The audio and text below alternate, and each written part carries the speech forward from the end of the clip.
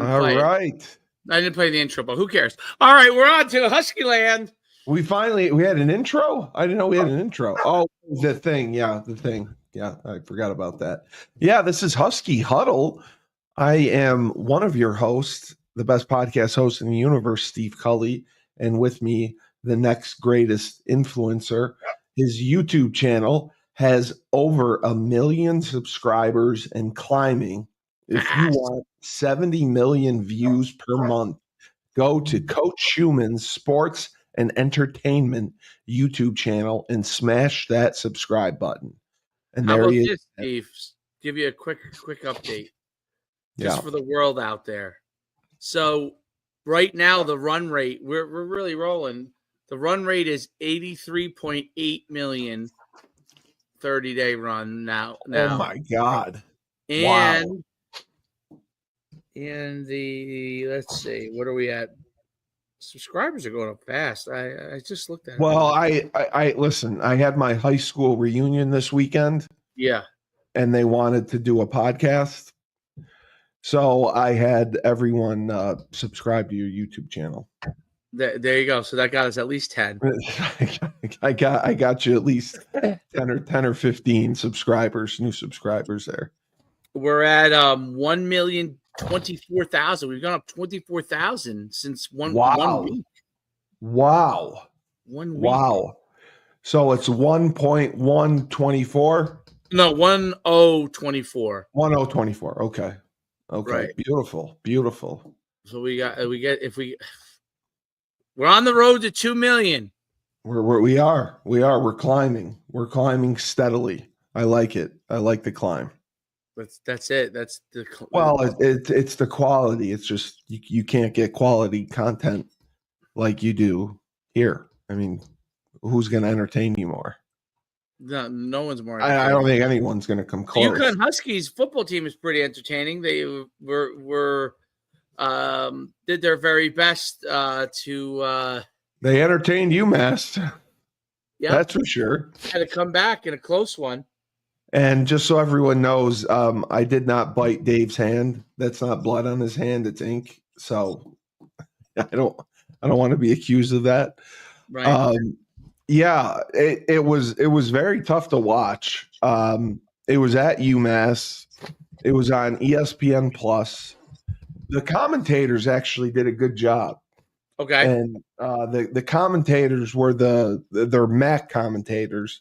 Right. And they actually enjoy commentating the MAC schools and the independents. They've commentated UConn and UMass all year. I think Ross Tucker.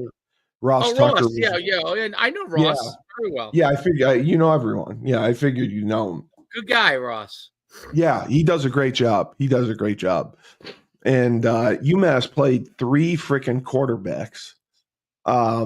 And it was amazing that UConn could not pull away. And I never expected UMass to have the energy that they did to play this game. I mean, they played hard. I mean, they played their hearts out. I give them all the credit in the world.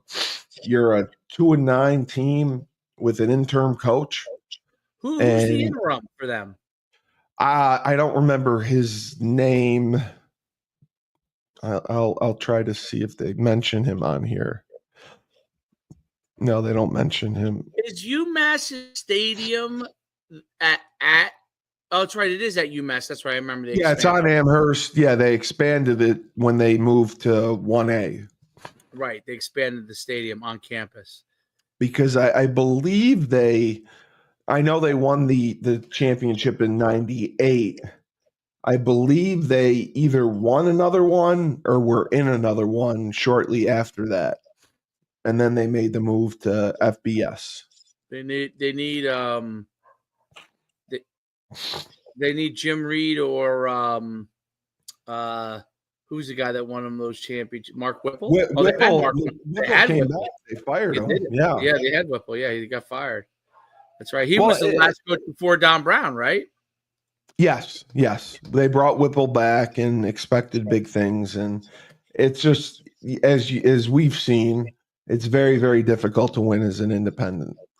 Yep. It's very difficult to get. You're getting either blowout games or you're getting nothing. So and he's in tough. and they're in the MAC now, UMass. They'll go into the MAC next year. Oh, okay. This was their last game as a true independent. So the only two independents left got it. UConn and Notre Dame, which Interesting. is hilarious.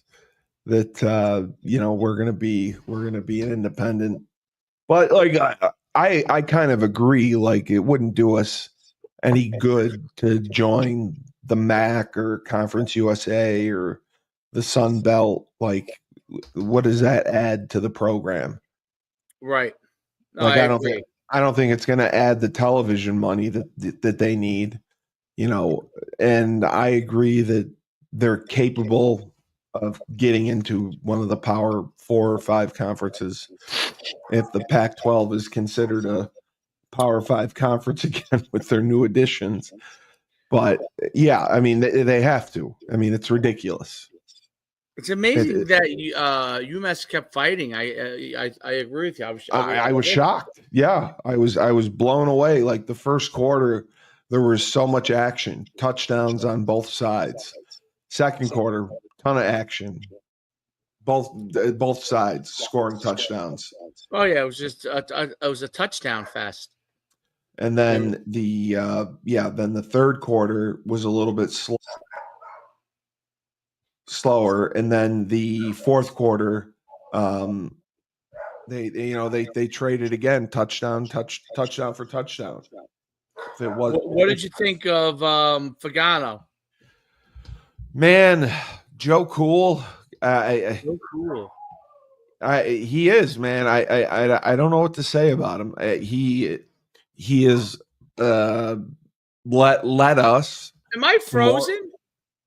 Are you frozen? Yeah, I don't think. Keep talking. Talk, Joe Cool. I'll be right back. Yeah, you are frozen. Yeah, so Joe, I mean, getting us the wins that he was capable of getting us. Really, he got more wins than the guy that we paid money to. So that's something right there. He's a 6-year guy, and he got more wins for the program than the transfer they brought in to save UConn. So despite his limitations, he won more games. He won the majority of the games than Nick Evers did. I mean, he won Merrimack, he won Buffalo, he won FAU, he won Temple. I can't remember Rice. I think Evers won Georgia State and Rice, and then Fagano won University of when they played Alabama Birmingham, and he won UMass. So yeah, Joe D, maybe he was right all along that Joe gave him the best chance to win. And I never heard if Fagano or Evers was healthy or not, but right. I think that they should have given Fagano the start, because he played well. He had moments at Syracuse where he played well, and Syracuse beat Miami. So all Joe Fagano does is throw touchdowns. That's all he does. Just throws touchdowns. In his limited duty, yeah. I mean, it's incredible to see that. I believe he has now, he has 18 touchdowns. 18 Pretty touchdowns impressive. to 4 interceptions. I mean, yeah, it is. It is. And, my number one stat for a quarterback, outside of circumstances when they have a bad game, he had a bad game here and there. But if you take the overall, like if you take out the one bad game that every QB seems to have for some reason, right? Everyone has one day that for whatever reason they're just not on. You take out the one bad game, you look at his interception to touchdown ratio, and it's Yeah, unbelievable. It's it unbelievable. is. It is. And UConn overall was in the top 10 in the country for sacks allowed, for not allowing that many sacks. Oh, okay. So We allowed 12 sacks all year, which was ranked in the top 10. And Evers with what 7, yeah, he had 7 less completions than Figiano, and only threw 5 touchdowns, and he took 9 sacks. So that speaks volumes. Absolutely. He has a quick release. Obviously, he throws the ball real hard. Now, here's the downside of a guy who throws the ball real hard like he does can be sometimes receivers have a hard time with it. The upside is less interceptions. He does, yes. Yep. So that is the upside. Like DBs who don't catch the ball super well, if everything's a touch ball, gives them, if you happen to be short on it, gives me guy who does throw the ball hard most of the time. It's you're really gonna have to that ball's got to be thrown at you for them to pick it, and that is one of the ups. I always think to John Elway, right? Like they used to complain about how hard John Elway threw the ball, but like let me tell you something. Like you weren't. No, it makes a difference. Yeah, it makes a difference. Like those guys learn to catch his ball. Receivers can learn to catch the speed.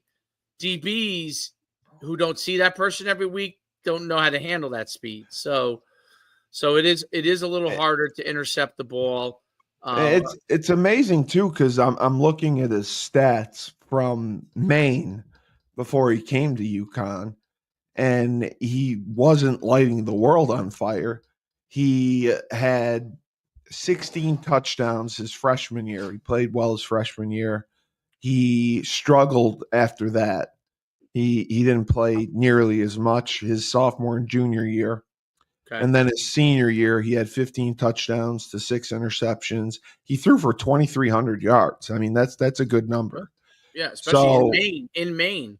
Yeah, in Bangor, Bangor, Maine. Not a place everyone wants to go. Orono.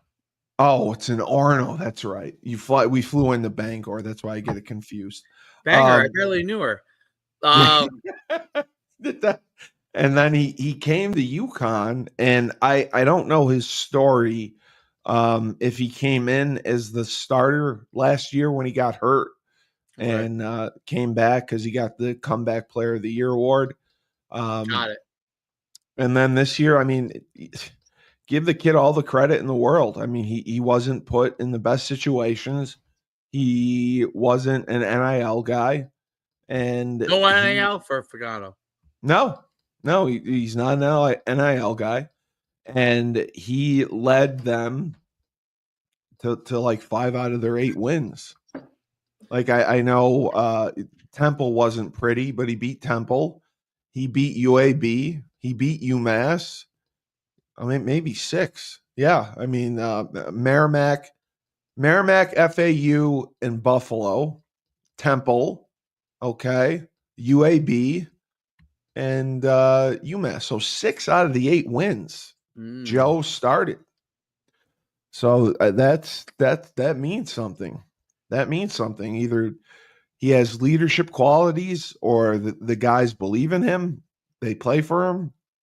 And I think the passing game is much smoother. I agree. They were a little bit more balanced for this game, which was good to see. I was looking at the box score, but they were balanced, which I think always helps them, because I mean they ran the ball well. Cam and Durrell ran really, really well. But yeah, I mean he was 15 for 25, 181 yards, 3 touchdowns, and 1 interception. So you can't. I mean that's good. So that's good balance. They threw the ball 26 times. They ran it 39, which I like that. I always like that they run the ball more. But Cam had an incredible day. 18 carries, 142 yards, average nearly 8 yards a carry and a touchdown. Darrell Robinson was back in the mix. 11 carries, 83 yards, one touchdown. And then UMass, they didn't put the stats of the third quarterback they played, but they actually played three different quarterbacks. AJ Harrison started. He threw 3 touchdowns, no interceptions. I think they were just trying to get a look for the future to see what they had. Will Perry came in. I saw the drive that he led. They scored in 7 plays. He threw a touchdown pass. It was beautiful. And, they ran the ball pretty well. They had 190 yards rushing, running back by committee. They had Jalen John and CJ Hester were their 2 top running backs. So it's just, you can't complain anytime you go in. A win's a win, no matter if it's by 100 points or 1 point. A win's a win. And the fact that we have gotten to 8-4, I think makes a big difference and will make a statement and is something that will help us get into a conference. It has to. It has to. Yeah, I agree. I mean, I don't. 18 carries, 142 yards for Cam Edwards and a touchdown. 11 carries for 86 yards for Darrell Robinson. Yep. Mel Brown, you said, had a kick return, right, for a touchdown or no? Yeah, he had a 99-yarder. Yep. That is 3 fantastic backs. I just hope they can keep them all. That's my worry. Right. Is that someone's going to come in and try to get, Robinson was the guy for several games. Right. And then Cam came on late. UAB, UMass, he started to really pick things up. Mel Brown had a great game. The one I was at Georgia State. So it's just, I don't know how they manage who starts and how they do the rotations, but they have 3 very capable backs and 3 backs that are all young. Robinson is a freshman. Edwards is a sophomore, and Brown, I believe, is a junior. Yeah, so to have them coming back, it's phenomenal. 3 QB touchdown passes. Isaiah Bell wasn't as much involved, but he spread the ball around. That's one thing that Fagano does a great job of. yes. And then defensively, though they obviously gave up a lot of points, Jaden McDonald had 20 tackles in the game. Oh, he's all over the place. I mean, he's amazing, and he is someone who obviously I think he's going to get drafted. And he's played all year kind of banged up. Right. So I give him all the credit in the world for that. I mean, he would get his shoulder popped out, they pop it in, and back on the field he went. And then Malik Dixon Williams was their best in the secondary. He had 3 interceptions on the year. Yep. Jaden has 119 tackles on the year. That's 9 TFLs. Yeah. 7 QB hurries, 3 breakups, 3.5 sacks. Like, really just solid, Yeah, and it's just going to be interesting to see because the early signing date is not far away. So, and transfer portal is what, next week or the transfer portal opens very soon. Yes, so it's going to be a feeding frenzy, and now, I just hope that. Man, I just hope I know we're going to have a smaller class than last year. Last year they had, I think, 20 freshmen and the 40 transfers. So I don't even know how that works, because the scholarships are 4 years guaranteed now. So I don't know how how they can run someone off. But I know that guys get offers and can end up leaving on their own. I just hope that doesn't happen to us. No, I know. Well, but you'll have the ability to play. Like Jaden McDaniel was a transfer, right? So Yes. Moore has done a very, very good job in the transfer portal. yeah, he. I don't. I'm sure he didn't pay him very much if he had to. So They I don't think they don't have a lot to pay. That's the thing. right. I mean, Um. they there's nobody that's getting like the $1 million deals that you see. Oh God. Like Ohio State has a $20 million payroll. They lose to Michigan. Right. Right. I think that's a huge thing that uh, from a standpoint of how much we're spending, the fact that we're spending far less and we're getting a ton out of what we're getting from our Oh players. yeah, It's definitely more incredible. bang for your buck for sure. It's For absolutely sure. incredible what we're getting. It's a credit to Mora as a coach, his staff, and Burton doing everything he's been doing with the Bleeding Blue for Good, and the kids doing charity work as part of the NIL deal. I think it's a great model.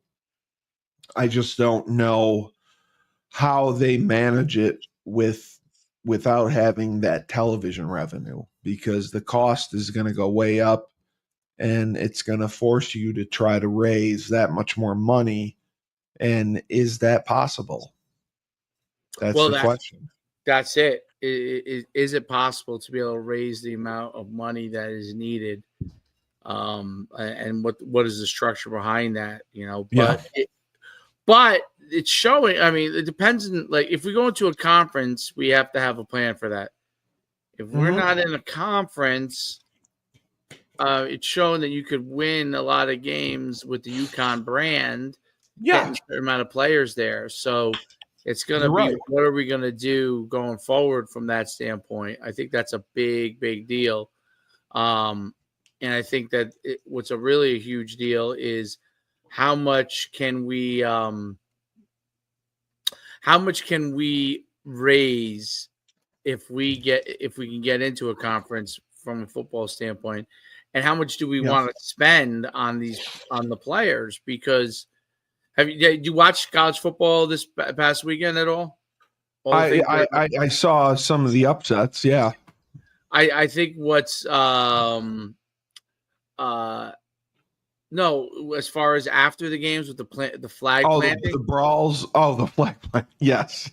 and the brawls. Yes. I mean, when you're paying a lot for players, I think that there's going to need to be a certain level of NFL style penalties with respect to certain things, because otherwise, you're going to have chaos after some of this. But look at these rivalry Absolutely. games, the chaos that's going on. Like, that's not a good look for games where they all had fights over plant flagging. I mean, Well, planting a flag.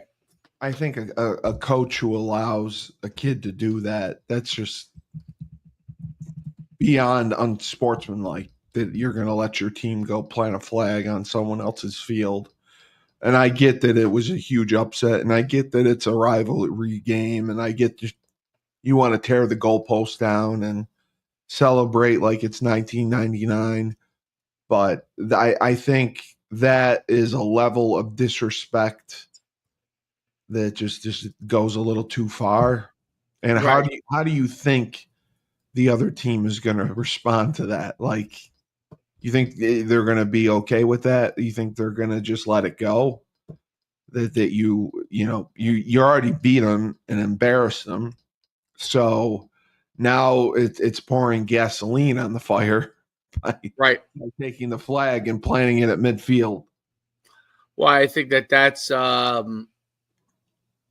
think that's a big problem. I think that has to be addressed, and fining $100,000 for athletic, that's nothing. It's like that's nothing for them. That's nothing for them.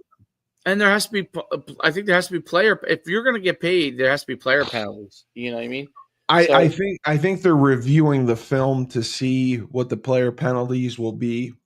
Okay, but like for Ohio State, they will not be penalized for the championship game, the Big Ten championship, which I also find humorous. Oh, right, because they don't affect that game. Is Ohio? Yeah, I think Ohio State's still in the Big Ten championship. Yeah, against Penn State. Okay, that's it. Yeah, they had said that Ohio State was not good. Right. They said that it would not affect the championship game because I mean, there's too much money on the line. So why would it? But no, they are. Wait, hold on. So it's Oregon Penn State championship game. No. Okay, it knocked them out, but they're still in the playoffs. That's what it. They still think that they have a shot at the playoffs. They have a shot at the playoffs.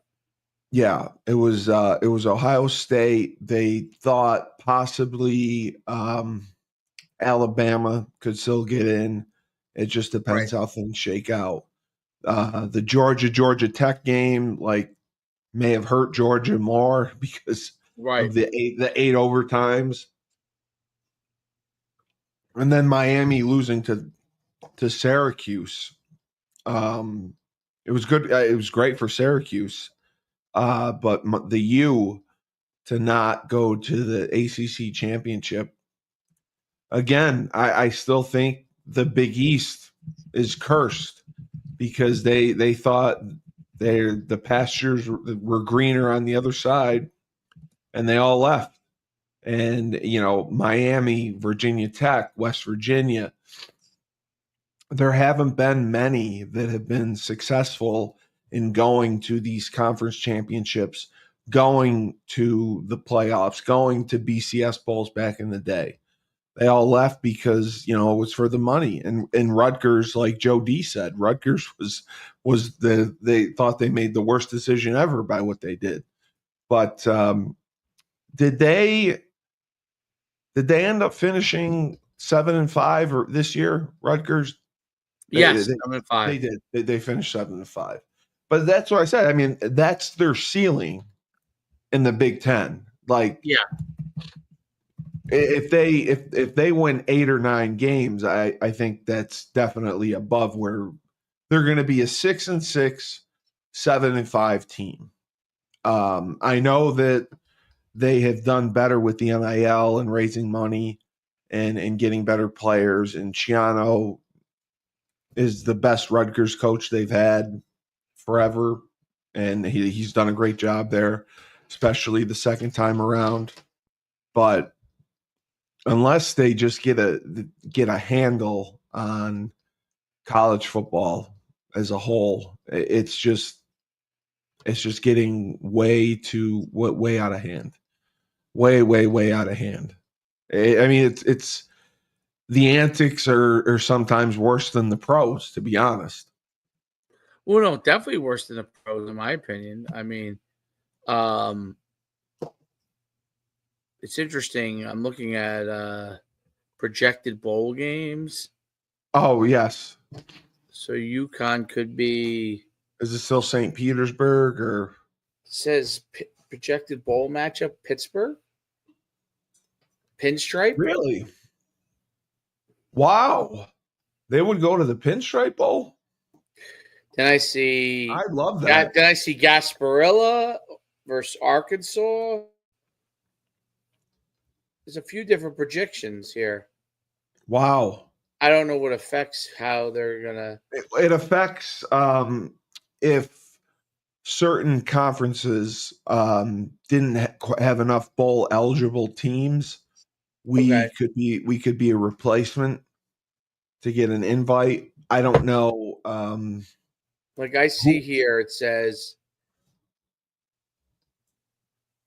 Gasparilla Bowl, UConn versus Arkansas, December 20th. And where the hell is that? Did it say where it is? That's Tampa. Oh, it's Tampa. Good. Florida. Burton wanted Florida before Christmas. He did not want December 26th. That was his only objection. He did not want to go to a December 26th bowl. Right. And we typically have traveled well, which is good. December 20th could be tough to travel. Yeah. That's anything before Christmas is tough. Yeah, it would be rough. It would be rough going down there, and you'd have to try to leave immediately after. Either if you could get out that night or the next morning. And the 21st, the 22nd, 23rd is not a fun travel day. The Boneyard says. Oh, you're on the Boneyard. They say, they just follow. All right. So here's what they have up. Here are the different projections. So you got CBS Sports projects Boca Raton Bowl, December 18th. That wouldn't be bad. No. I have something December 18th. What do I have on that date? I don't remember. Okay. Oh, it's a Wednesday. Okay. So I don't have anything. All right. Wednesday, jeez. Okay. That's December 18th. Then the Cure Bowl, which is Orlando. Okay. Friday 20th. That's versus Coastal Carolina. That's USA Today. Probably has no idea. So you probably can throw that one in the garbage. And then the Sporting News predicts Gasparilla Bowl. They probably don't have any idea either. But is that Arkansas State? Arkansas. Wow. And then the 23rd, they have Myrtle Beach Bowl. Yes. Versus Northern Illinois. That's the one Burton wanted, was to go to Myrtle Beach. That's the 23rd. Yeah.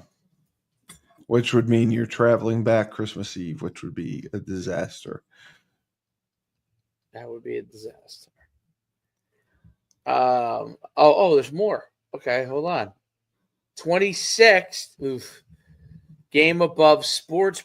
I never heard of some of these companies that sponsor. Game Above Sports Bowl,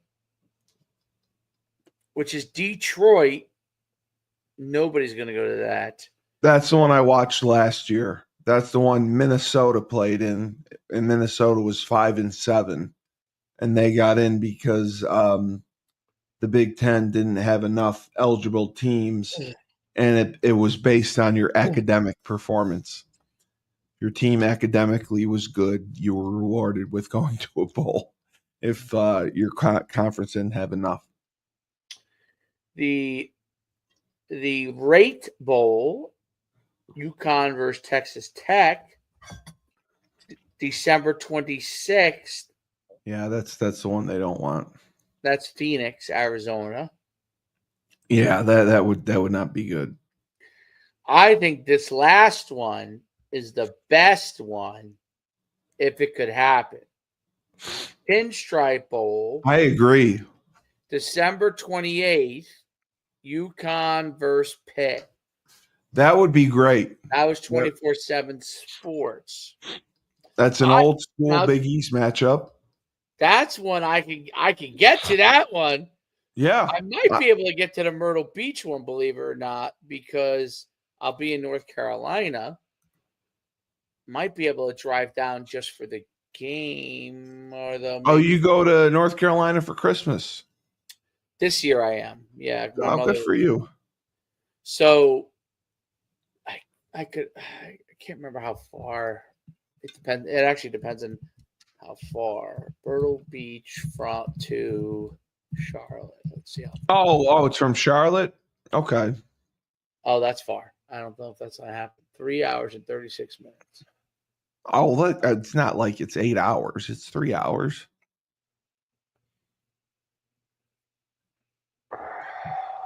But I mean, I think obviously they're going to have eyes on us and the better showing we have. But UConn basketball losing to Dayton didn't help either. That was crazy. What? Wait, what? Yeah. What, I missed that. That was this weekend. Joe D called it because it was such a quick turnaround. He thought it was going to be rough because they went right from Maui to Dayton and had to play, and they lost 3 in a row for the first time in I don't know how long, but it was a rough one.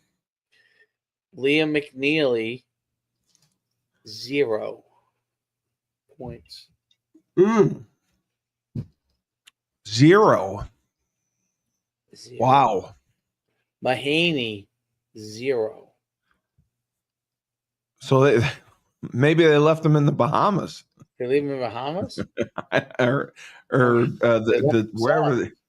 wherever the Maui is. Yeah, maybe they left them there. That's disappointing. Caravan, 21. I guess Caravan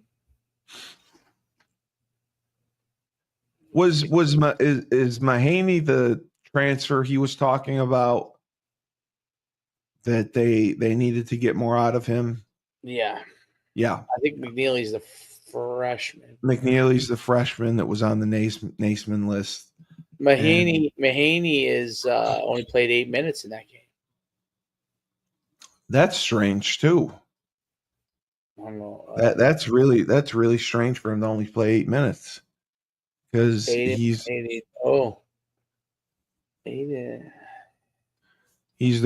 their guy. Interesting. Yeah, so it's just the baseball team has been doing well. The women's team does well. The men's team does well. And it's just time. We have to, even if it's an SMU situation, to find a way to survive without taking revenue for a couple years. And we got to take it on the chin and prepare, and we go in. I just think that ultimately at some point it's going to affect basketball. Oh, it is for sure. Much like when we were in the AAC, right? Like yes. Now, I don't know if this is any effect on basketball. They're just playing bad. I mean, it could be that. No, I think so too. I think they're just playing bad. I think it. They did after they did take it to Maryland Eastern Shore after that, which he said. Yes, he did say that. But Baylor Shore. See how they did. McNeely 16 against Eastern Shore. Jalen Stewart 16. He liked Jalen. Mahaney 11. Looks like he's trying to figure out what the right combination of guys are. Yeah, because he didn't even play. What's his name didn't even play? Their star. What's his name? Not Ball. No. Caravan didn't play. Oh, Caravan didn't play a minute. Didn't play a minute. Although then maybe it could be an injury issue then. Yeah, because Ball played at 12. McNeely had 16. Jalen Stewart had 16. Ball at 12. Jaden Ross at 12. Reed at 10. Mahaney at 11. They killed them though, obviously. I like Reed. How did Sampson play? He had 7. Yeah. Against Dayton, he had 12. He's the guy they need to step up inside more. I like Reed. Reed's a big bastard. Like he can play. UConn women smacked. UConn women smacked Or smacking teams. Yeah, they're figuring it out because they got AZ Fudd back, which was huge. Yeah, it's huge. And they just have. Whenever you watch them, I'm just amazed at the passing. I don't know if he like mandates that they have like 3 passes before they take a shot or not, but they definitely the ball movement that they have is incredible. And I think it makes all the difference in the world when you can do that. There's no doubt about it. I think the Paige Beckers is just she's a star, dude. She's a star. I mean, she is, but like Joe said, Joe wouldn't put him on the Mount Rushmore because she hasn't won a championship. And he is on that Mount Rushmore. He had Dee, he had Sue, he had Brianna Stewart, Stewie. She won 4 national titles. I think he has Svetlana. She was there early on. She had he mentioned Nikisha Sales, who we would all put ahead of her, and Maya Moore. Because Rebecca Lobo. I mean, they all were difference makers as the program was growing, and now they're a machine. But I don't know how much the girls get in NIL money besides Paige. And I know that, she shares, and, she had her personal shoe that she had them given to her teammates, which I thought was very nice of her to do. So they all wear her shoe? Yeah, her shoe comes out December 7th, and she got enough for all of them, which I thought was really cool of her to do. She is as big time a celebrity as there is on UConn. She is. She's probably the biggest on campus, for sure. That's so interesting. I think. Well, it's like it was when I was there. Diana was the That's biggest. true. Diana was a superstar. You're right. It was Diana and Emeka who were the 2 superstars when I was there. But like Paige is at the point where she can't go to class. I mean, she's got security, and it's just on a whole nother level because of the money involved. It's that's what it is. The level of money that's involved is insane. It's insane, and she's probably making from her TikTok an insane amount of money. I can't even fathom what she probably makes. No, she makes a fortune from her TikTok and Instagram. But that's what, if the other group we have, D'Amelio, can help our guys monetize their social media, then that is a tool, obviously, that will save us, because we're not going to raise $10 million. I mean, we're not going to have that kind of money.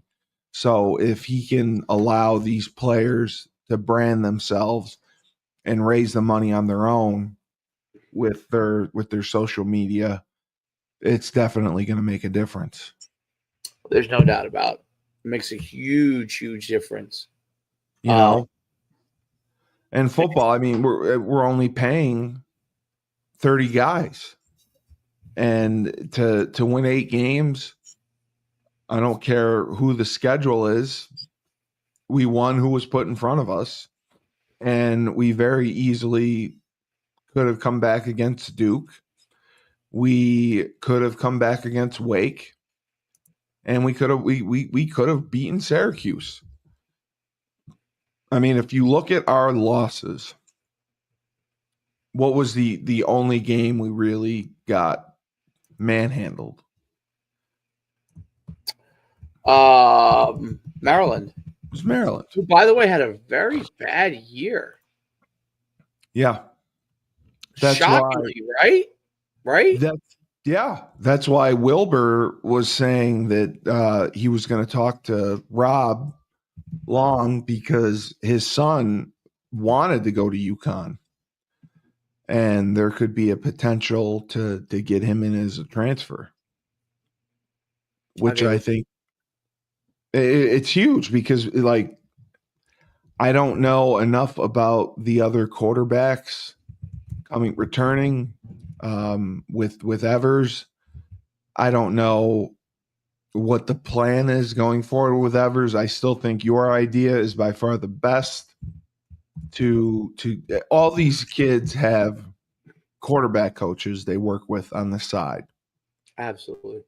So getting a Shane Stafford up there to work with him, whether, I know the family is a good family and they're not particularly, they're not poverty or anything. If they pay him or we pay him or whatever, someone needs to work with him. If going forward, he's our guy, then they have to have someone to work with him because we're not gonna. I know we have the top quarterback freshman from Virginia coming in. I don't know if they're going to be able to bring someone in the transfer portal. I'm assuming they will. But you see the difference. Wise? Oh, they're definitely going to bring in someone there. I would be shocked. I hope so. You don't think they will? I think they will. It comes down to the finances. It comes down to who can you afford to pay to come in and make a difference. Right. If we had a difference maker at quarterback, that changes everything. I mean, we easily would have won 10 games with a quarterback who could have been the point guard. I mean, Skylar Bell is coming back, and my hope is we're able to keep him. We can't lose him. I mean, he's a difference maker. And he did not get nearly enough touches. I mean, even with the quarterback situation, he 47 catches, 783 yards, and 4 touchdowns. I mean, he's a guy that easily could have had 80 catches. Oh, easily. Your top receivers had 47 catches and 49 catches. There's no doubt about it. I think that our passing game, it's funny because look at my hands. That's why I said I didn't bite you, so I didn't want people to think it was blood. Thank goodness you didn't bite me, right? I mean, that would be a little strange, I think, right? Well, you play the music, so yeah, it's a little strange. No, there's no doubt. But yeah, no, it's one of those things where I think that UConn, if they had used Joe from the get-go and we're in a bind, this is the thing about NIL that I think is conflicting, right? If you're in a bind where you have to play players because you're paying them, because basically if it's not that bringing him along wouldn't have been a thing to do to play him, but you gotta, when you pay a guy, you're gonna be in a situation where you gotta play him. Right? Your expectations, yeah. You brought him in with the expectation that he was going to start and he was going to produce for you, because we struggled to have a good quarterback for a long time. And it was celebrated that we got him. And the fact that he hasn't produced, and he's been injured and he gets hurt all the time. I mean, It's his third injury of the year. Like I don't know if they held him out of the game because of the injury or just because Joe has won and earned his spot. Either way, it's just disappointing because we spent money on Nick. I mean, he got probably $50,000. I mean, he got a good chunk of our NIL money, and everyone looks at ROI, return on investment. The ROI on Joe was not very good. On Joe, you mean? Or I mean on Nick? You mean? Nick. The ROI on Nick was not very good. No, the ROI on Joe is as good as it gets. Joe was FRE free, baby, free ROI. That you can't get a better ROI than someone like. Now that's my question: is they're lucky they had him too.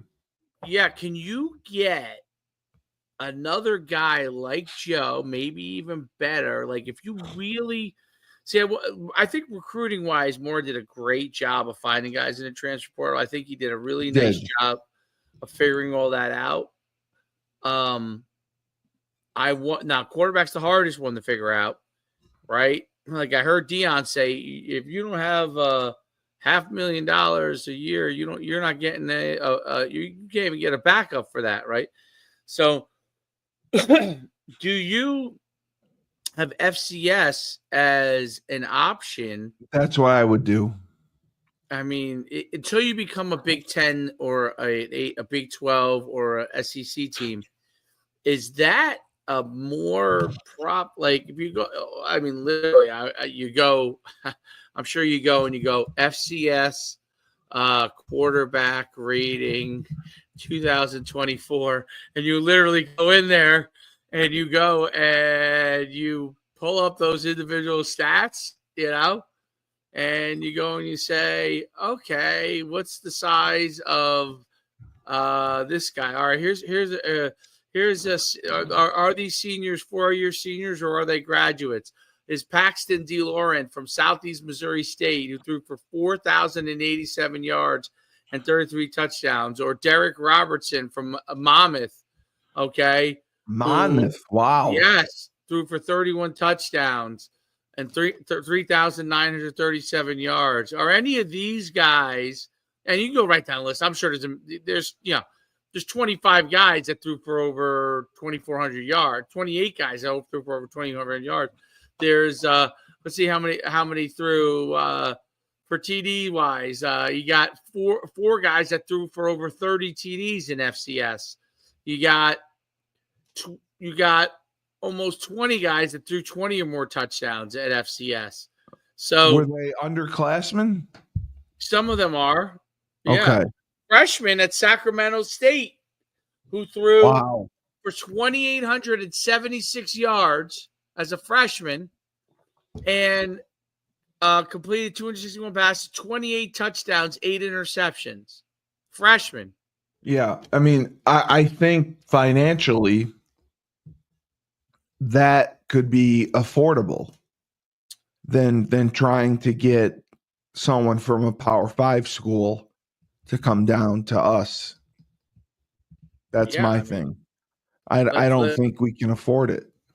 Let's be the GMs here. Let's see if we can find. Did you see you just got hired as a GM?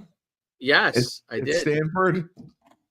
And he's overseeing remember we talked about this? He's overseeing the whole program. He's ahead of he's on top of the coaches. They need it. The coaches can't do it all. They can't manage the money. The NFL model is I think the NFL, the GMs cannot be lateral to the coaches. No one's saying you got to pay them as much as you're paying the head coach, but they need to be above as a go-between between the AD and the head coach. And my guess is the head coaches would rather be more involved in football than the BS side of it. They hate it. Yeah. As long as it doesn't affect their salary, they don't care. Right. They absolutely hate it. Yeah. Like, if you were the head coach, if you're the head coach of one of these teams that planted a flag and got in a fight, would you rather the GM be meeting with them as well as you? And let them come up with the punitive measures for this versus you got enough. You got enough on your plate. You got enough on your plate. You got to go sit with players because they planted a flag. And planted a flag caused a brawl. Caused a brawl. No, I agree. But they have to. I think we do have a GM, if I'm not mistaken. But he's probably lateral and probably lower. Okay, but I looked up his background. He wasn't like he's been involved in the game, but he wasn't like I feel like he's much lower level than the head coach. You know what I'm saying? Right. He's not like Andrew Luck. Yeah, he's not like a guy like Andrew Luck. Right. I'll volunteer myself.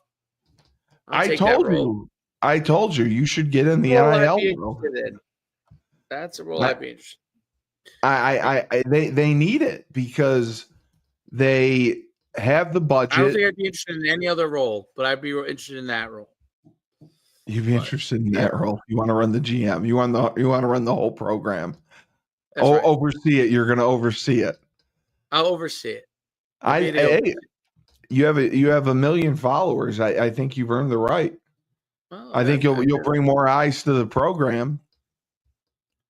And we could be the man, but it has to be a guy that can do that kind of a thing. I'm watching this quarterback. I'm curious about this freshman quarterback. I want to see some highlights. The Sacramento kid?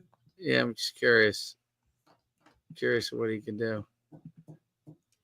If he's a dual threat kid or just a well, I mean, FCS is not the easiest to find on the internet, boy. I'll tell you that. No. There we go. Oh, quick release. They are widespread. They're definitely spread. Is he tall? I'm trying to think if he has an arm good enough to get out there. He's I'm watching some highlights right now. Yeah. They use him as a I guess technically he's a dual threat. Okay. And that's what they want to run. I mean, they need a dual threat guy for the running game. He gets rid of the ball quick. I'm curious how big he is. I feel like he's not. I feel like there might be a reason the way he's so good. He is really good. But he could be like 6 feet tall. Joe must not be. Is Joe tall? Yeah, Joe's a bigger guy. He is? Okay. Yeah, Joe's a bigger guy. He's not as mobile. I'll check for sure. Yeah, he's 6'4". He's a 6'4" Pennsylvania kid. He's a 6'4" Pennsylvania kid.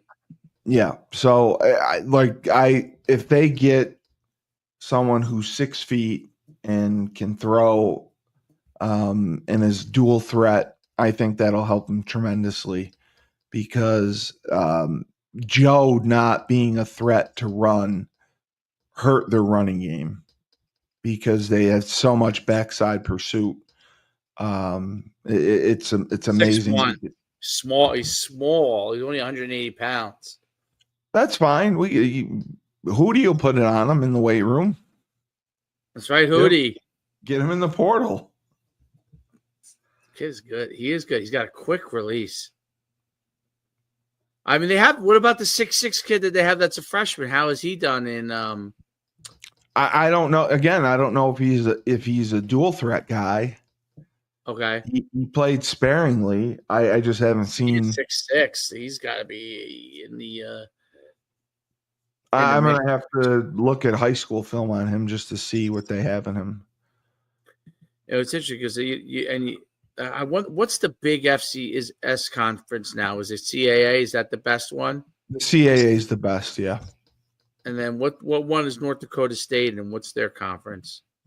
I don't know the actual conference. I know they're with the Saluki, South Dakota State, North that's Dakota. a good conference too. That's a very good conference. It is a very good conference. Yeah, their quarterbacks have not succeeded in the NFL, but something that we can afford to bring in with the finances we have. This guy can chuck it, dude. This kid can chuck it. He's elusive. He's a little light in the ass, but he can chuck it, boy. And he's a freshman, so you You're got right. 3 You'd have them all compete. Someone's going to leave if you got all these young guys at quarterback, though. But I don't know, like who's gonna, like, Evers can't transfer again. Okay. Evers is stuck. I'm looking at the roster. We have a lot of people. By the way, I put us on Instagram Live. So welcome. How'd you get us on there? Can you see that? Can you see it? No, I've tried to use Instagram. Oh, I'm frozen again. Am I frozen again? What the hell's going on today? Yeah, you froze again. Well, because you were watching the video, I'm sure that froze you. It probably did something. Let me get back out. Yeah. So yeah, this is the Steve Cully Show, sponsored by Steve Cully, and I'm the greatest podcast host in the universe and the greatest entertainer in the universe, and I smoke cigarettes. So just so there you go. There you go. There he's back. You're such a bad influence on the kids, you know. I know. We have currently 1, 2, 3, 4, 5 quarterbacks on the roster, and one is leaving. We have 3 freshmen: Cole Welliver, Caleb Smith, Tucker McDonald. Cole Welliver is the 6'7" kid, and then Evers is a sophomore. So you have 4 coming back. Figiano was the 5th. So I think that's maybe someone's there. I mean, maybe they have their answer there. You don't know. We got to see how they develop in the spring. God, even the running backs. 1, 2, 3, 4, 5, 6, 7, 8, 9. 9 running backs. 9 running backs. They played 3. Victor Rose's time was cut, and he was apparently very good. I think the year before. Yeah, a couple years ago he was good. Yeah. He only had 9 carries for 50 yards this year.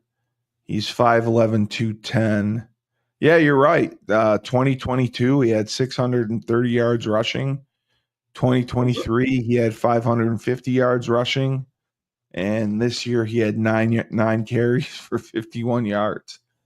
But, I mean, with the running backs we have, Darrell Robinson came in, Darrell Robinson, Mel Brown, Mel Brown emerged. So, I mean, you can't play 4. I don't know if he plays on special teams or not. Listen to these numbers. The Monmouth quarterback, who has 1 more year, he's a senior, but I think he could grad transfer. Yep. If he graduates in 4 years, yeah. He was originally at Maine, 6'2", 200. He threw for 536 yards against Stony Brook. He threw for 358 yards against Villanova. Wow. He threw for over 300 yards 1, 2, 3, 4, 5, 6, 7, 8 times. Jesus. 8 out of 12 games. Do they play 12 or 11? I think they play 11. They play 11. Holy crap. No. Oh, no, they played more than that. 1, 2, 3, 4, 5, 6, 7, 8, 9, 10, 11, 12. That's incredible. 8 out of 12 games he threw for over 300 yards? Yeah. I think that's where they need to go. He's not a runner, though. He's not a runner. He's not a runner. But I think that's where they need to go. I think they got to get an FCS kid. I think they got to stay away from the Power 5 and the money that it costs to bring someone in. You can bring an FCS kid in cheap, and they'll be happy with whatever they get. Yeah, and I think that it looks like there's a good amount of guys to choose from, and you obviously could bring a few of them up on visits, right, and talk to them, right, and then figure out which guy is the best fit. But it's what I think is interesting about it is that you can get one of those guys now. When you go to a bigger conference, I don't think you can get away with that as much. But correct. Look at Vanderbilt, what they did when they upgraded with the guy from New Mexico. Yeah, 100%. That's all it takes. All it takes. An upgraded quarterback changes everything. I mean, listen, Joe playing good saved the season. Well, he didn't play good, but he was serviceable, and he didn't make a lot of mistakes. He didn't turn the ball over. 18 touchdowns to 3 interceptions, 4 interceptions. That's a great ratio. His completion percentage was not great, but I mean, that's the only thing that hindered him. I mean, he was 56% completion percentage. But like Edwards didn't have great completion percentage either. Edwards overall was poor with his completion percentage. So I think, I mean, that's why I say, just imagine if we had a quarterback that was above average or even good. You know, I think we're at least a 9 game win. We win 9 games and possibly 10. I mean, overall passing, we threw for 2,400 yards combined, 23 touchdowns, 9 interceptions, which isn't. I mean, it's not horrible, but it's not dominant. We rushed for 20. We were balanced overall. We rushed for 2,380 yards. We passed for 2,428 yards. And we scored 22 rushing touchdowns, and we scored 23 passing touchdowns. So, I mean, the balance it's balanced, but Cam Edwards or Darrell Robinson could easily have been over 1,000 yards rushing. I mean, they both averaged 6 yards a carry.